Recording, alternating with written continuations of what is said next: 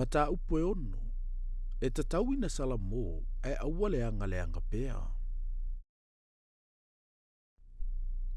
O ma ia, ina tātou to e fo i atu i a Jehova, a wa o ia, wana sae ia, na te whaamalolo ina fo i tātou, ua ia fasia, na te fofo ina fo i tātou, na te whaola ina mai i tātou pe ama vai aso e lua, a oilo na tolu o aso, na te whatutu ina i tātou, tātou te ola mai ai i ona luma.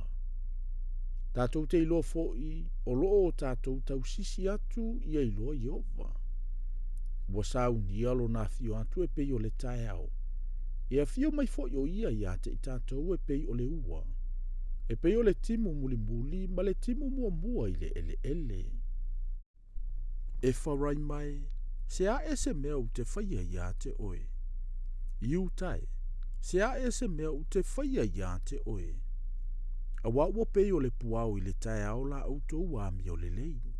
E pei o le sau fo i le vave ao o na mawai atu. O le mele ua ufasi ai i lantou e le au perofeta.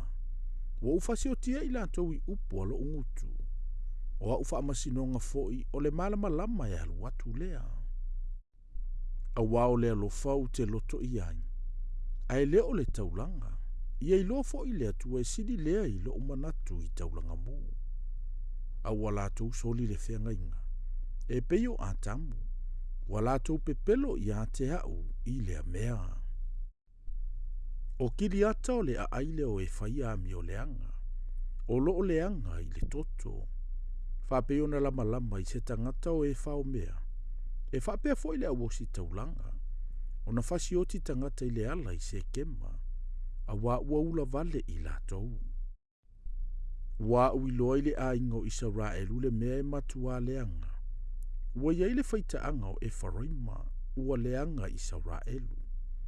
Iu tae, ua tu umo o e lava le sele ngā saito.